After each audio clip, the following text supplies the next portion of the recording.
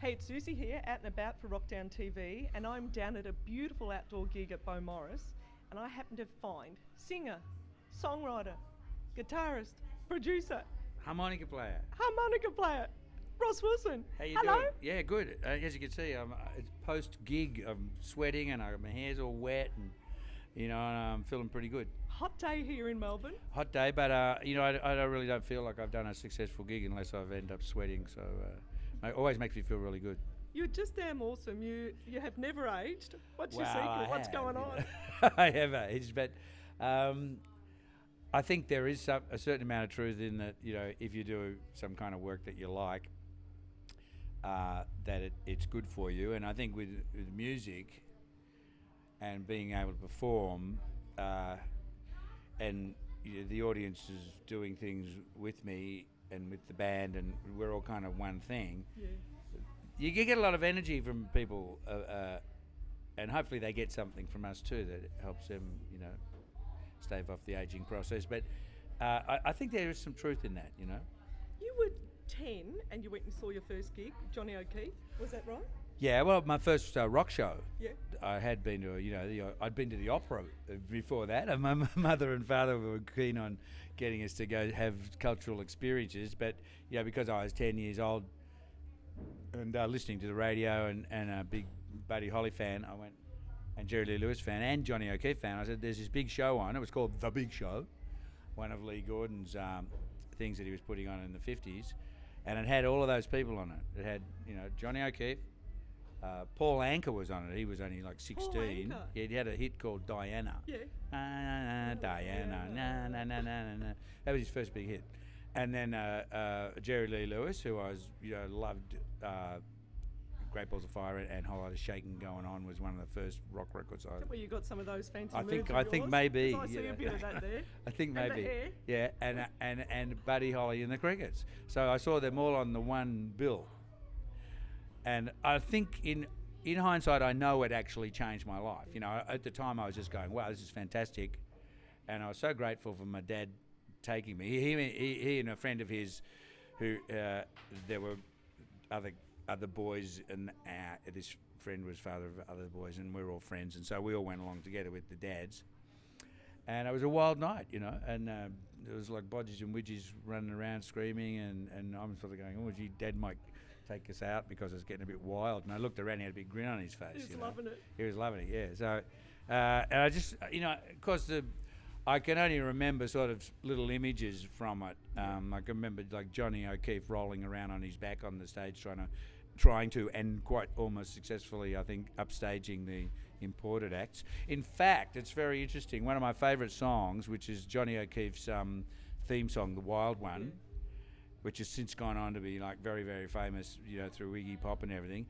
Both Buddy Holly and Jerry Lee Lewis recorded versions of those songs after hearing him singing it on those shows. They went back and they called it Real Wild Child. Yes.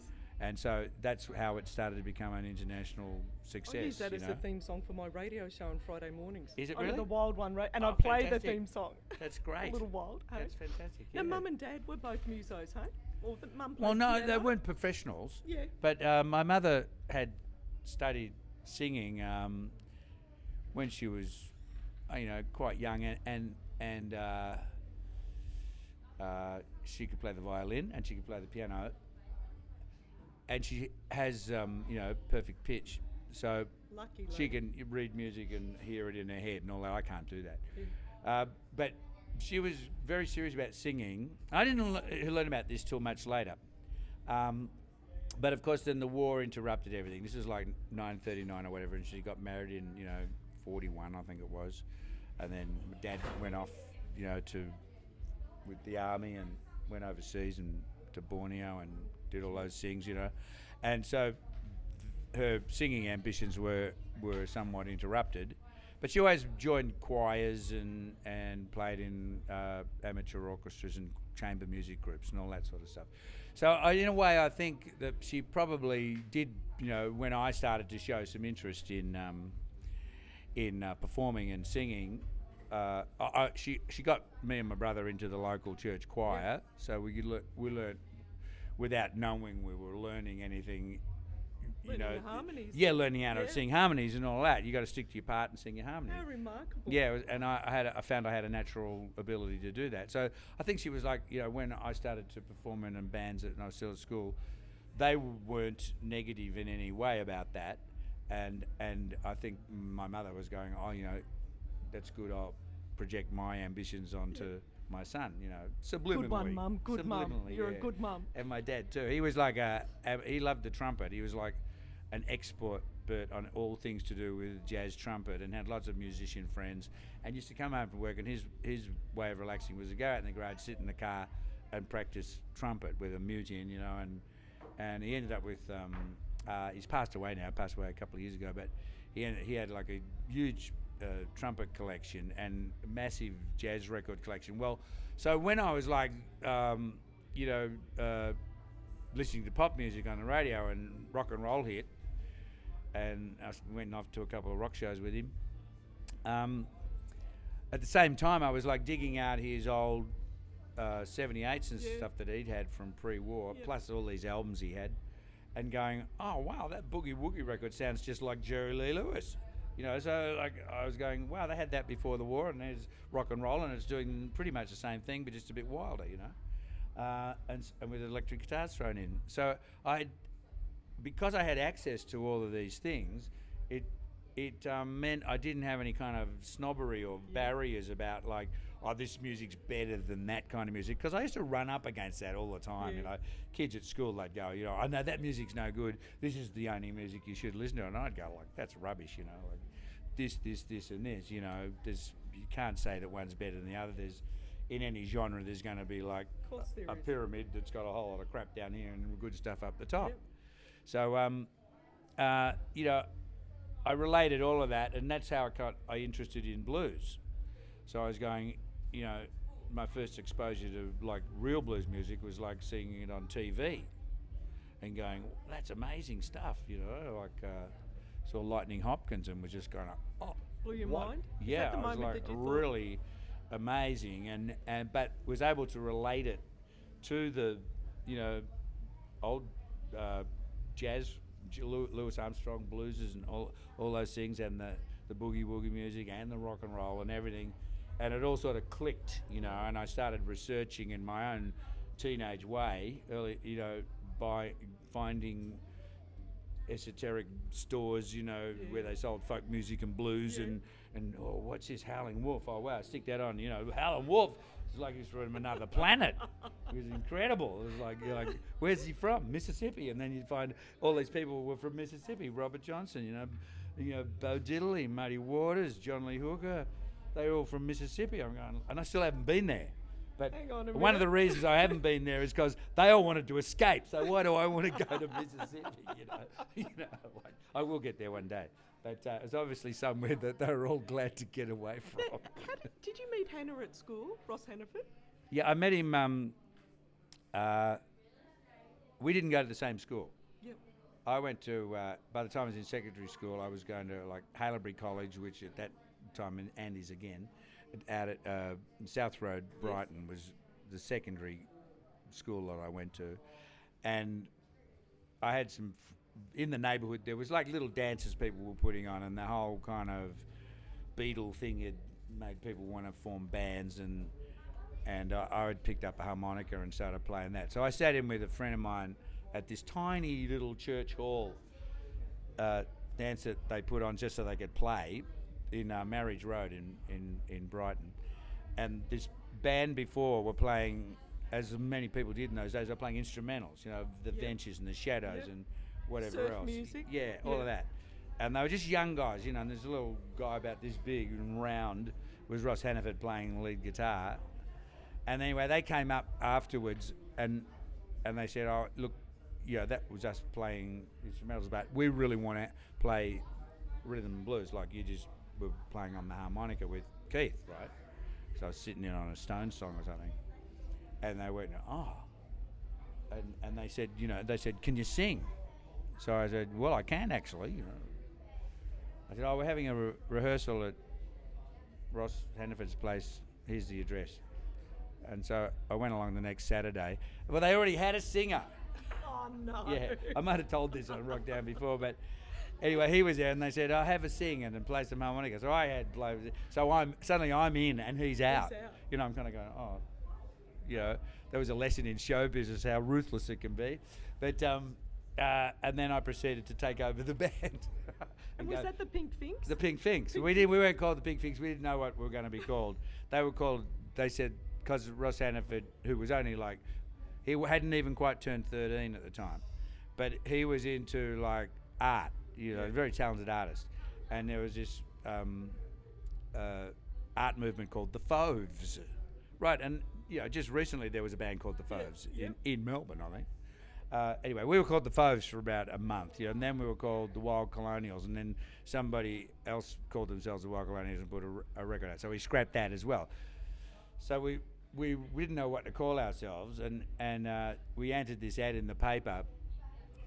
These young guys saying, we want R&B bands. You don't have to have an experience. And we were going, oh, that's us. You know, no experience, and we play R&B. So I gave them a call, and they were these like a bit older than us, so like 20 or something. And they were looking after a couple of bands, and we decided to make a record.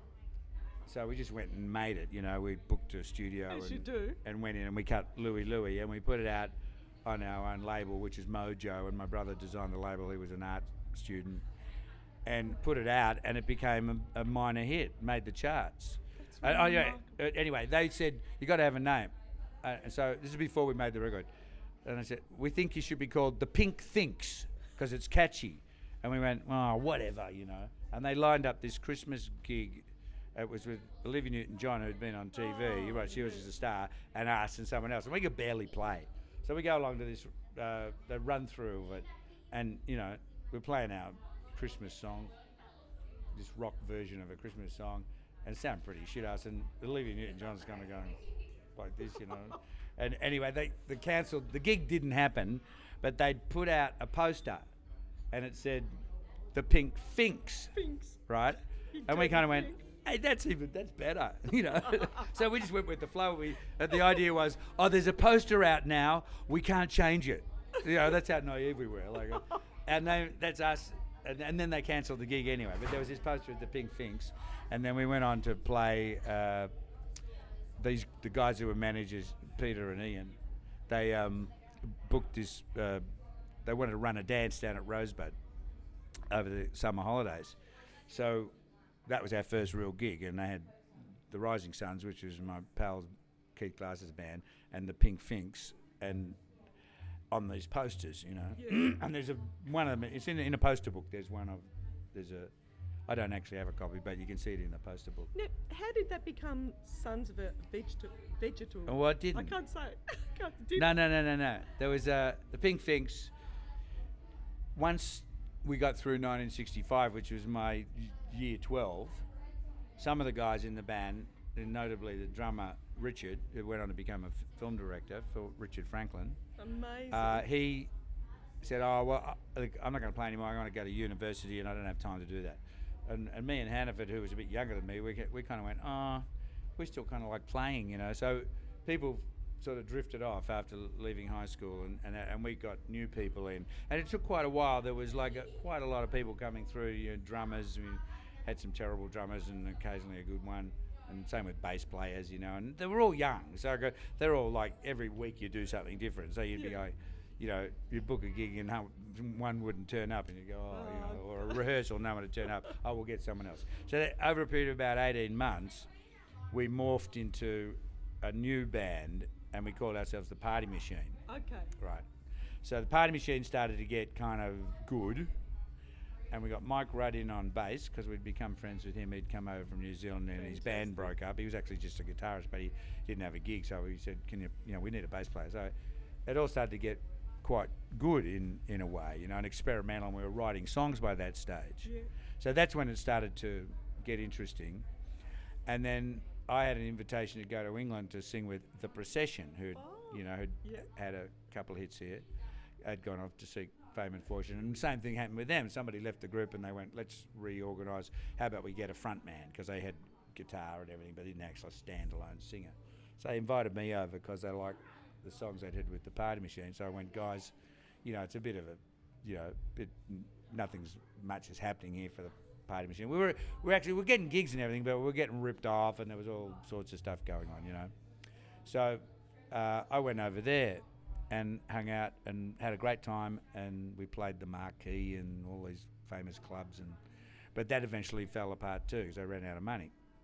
So I came back to Australia and started. How old are you at this time? You're a young guy. I was about 23. That's remarkable. Yeah. But that's when people should be doing stuff because you got no ties and you can do whatever you like, and you got lots of energy too, and you're meeting people. You're very. I've social. got 23-year-old twin boys. You listen to what exactly he's saying. what I'm saying. So I came back and I'd written a lot of songs, and I was staying at. I'd been married by that stage to Pat when we got married in England. She came over to England and we got married. We came back. We didn't have any money at all. I got a part-time job and I was writing songs, and I finished off Eagle Rock, and I had a bunch of other songs, and I thought, what am I going to do with these songs? I've got a band. So I went around and I saw Mike Rudd, and he'd started Spectrum, and I said, he said, what do you got? I said, we're playing one of the old Party Machine thing. It was a sort of crazy instrumental called Mumbles, which went on on the first Spectrum album. He said, I said, I've got this other thing you might like, and I played him Make Your Stash. And he took that and they did a really great version, And so I thought, great, and so I went and saw Company Kane. I really liked them because I knew Gulliver Smith. Yep. And I played them a few things, but I didn't do anything with them. But I really liked them a lot. They were. Then I went and saw Hannaford, and he had a band called The Quinn, and they were doing country rock. It was just country rock was just starting to come, And they did put out a record of Lay Lady Lay, the Dylan song, that I think might have just cracked the charts a little bit.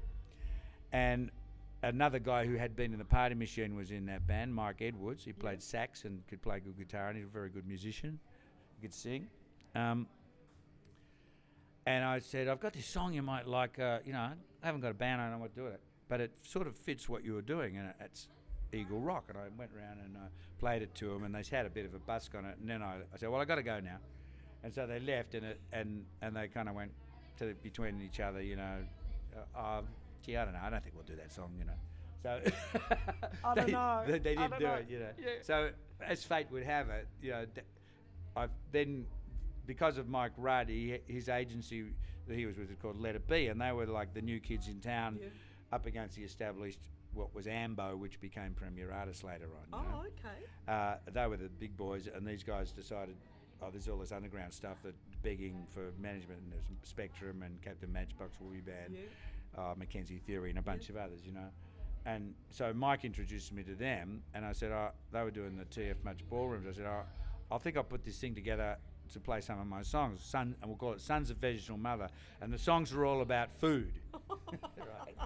The music was incredible. Of course. But we also played Eagle Rock. Excuse me. Wait, so Sonny's gone.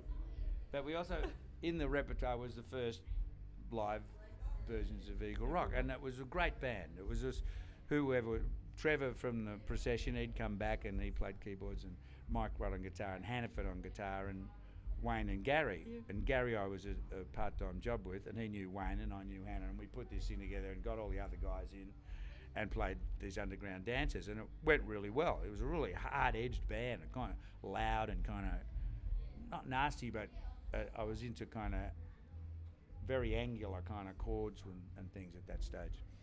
And then out of that I went, we've got a pretty good core here.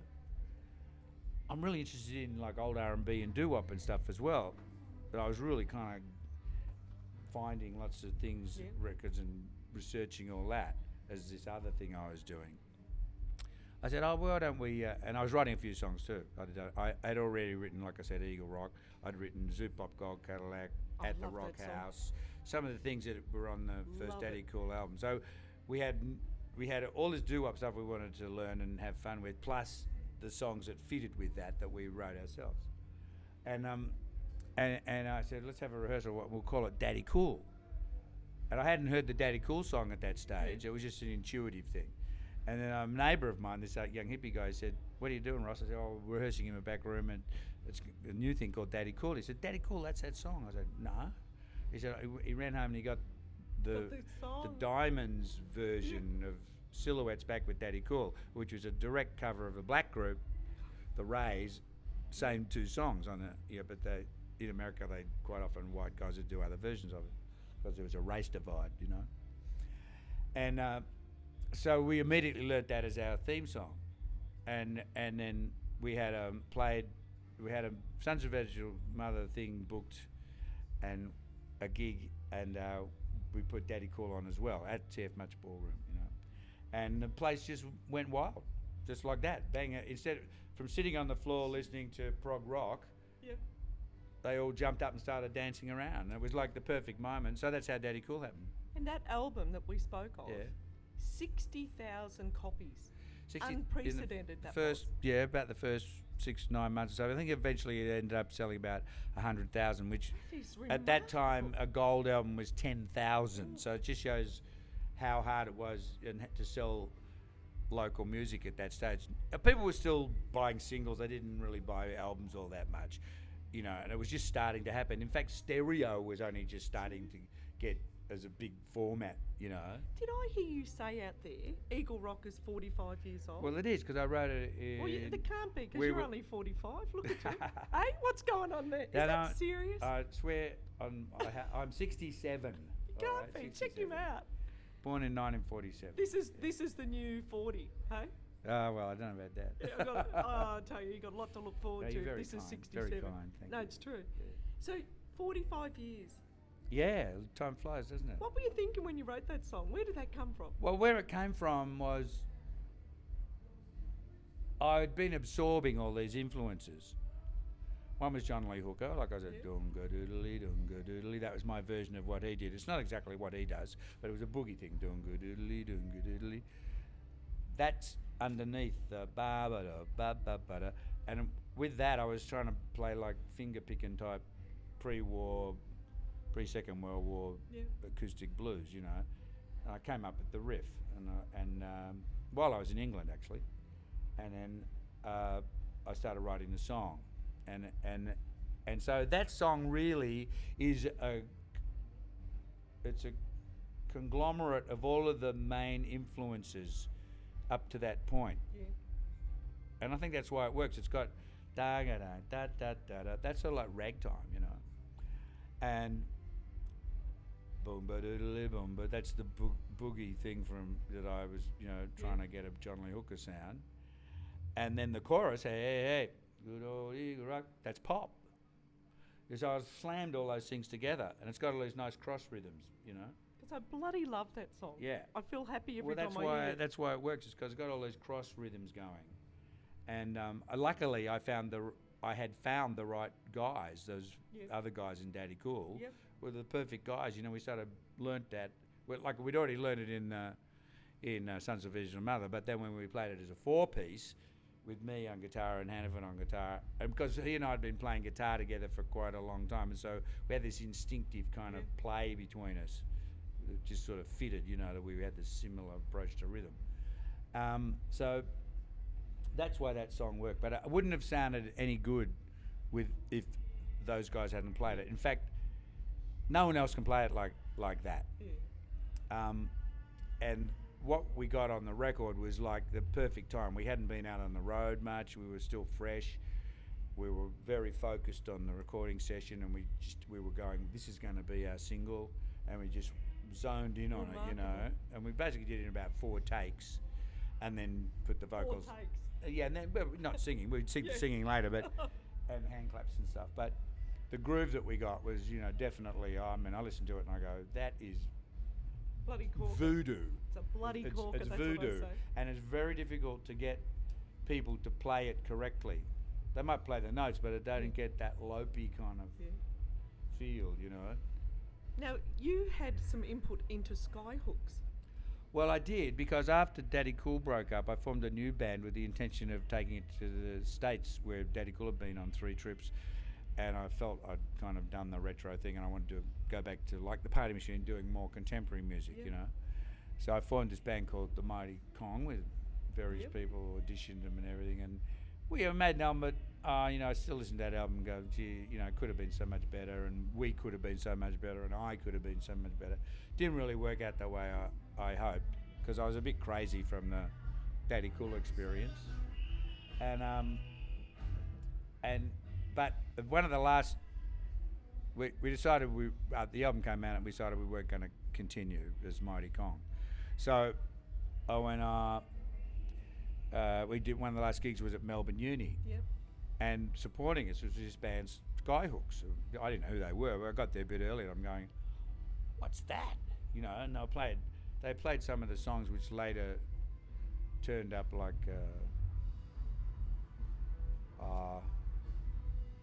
hey, what's the matter? Hey, what's the matter? Hey, what's the matter with you? And I think it was all, and this singer was Steve Hill, and he was a bit of a lefty, and so it was all socially kind of like prodding people and trying to irritate them, and satire and all of that. And they were wearing all glitter and stuff as a send up of glam, and I thought they were great. But there was one guy in the band I knew, two guys, Peter Starkey, who's Bongo's brother. Yep. And Peter Inglis, who'd been in Matchbox, I think he'd been in. Some of the bands that had played at the TF Much Ballroom. And I said, so who writes these songs, Pete? And he goes, oh, that's bass player Greg, and the drummer is Freddie. So I got talking to Greg and I said, hey, listen, I'm going to start this, because I've had a bit of success with my songs. I really like what you're doing here. Come around, we'll have a chat. So I got him to sign a publishing deal. I set up a company, and he was the first guy I signed. And I gave him an advance. He went off and bought a new amp and all that. So we all kind of started working together. Very soon, the two Peters left the guitars, and they got Bongo, who replaced his brother, and Red, who was into the theatrics of it all. He'd come out of a pram factory acting scene and all that, and loved putting on makeup and loved stirring people, So they started to sound a lot better straight away. But they still had Steve on vocals, and we went in. We cut a whole lot of demos, and I was shopping them around. And then Steve, they played it. They were starting to get gigs and a bit of interest.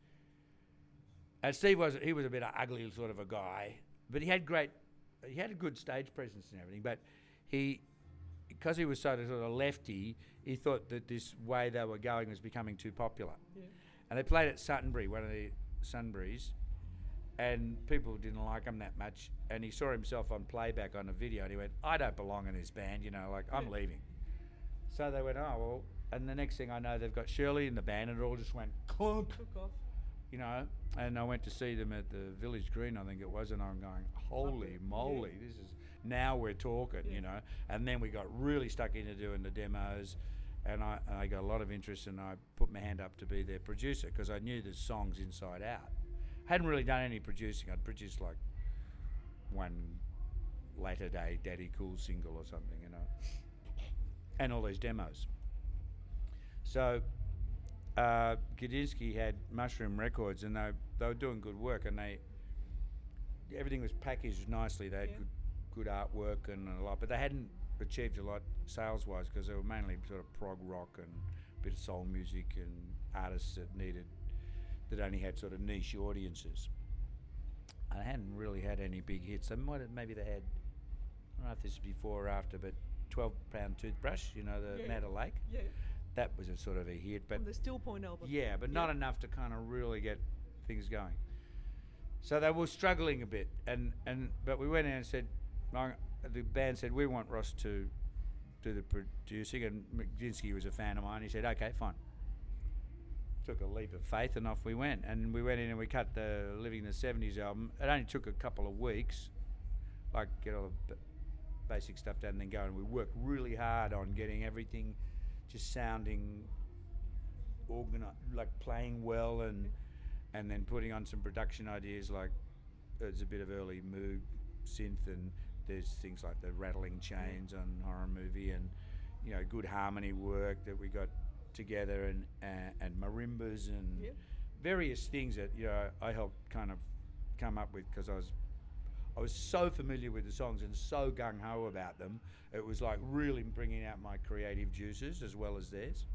And we came out with that album and went through the roof. Phenomenal. Broke the Daddy Cool sales records, quadrupled them, I've got it on yellow vinyl. I was playing it on my radio show on Friday morning at Collectible. Yeah, it's good. Vinyl's back, it's great. Yellow vinyl. Anyway, so that was a big turning point for everybody, me included. You've got 2 ARIA Award nominations. One as for your own, wasn't it? And then one with the band. Twice you've been in the ARIA Hall of Fame.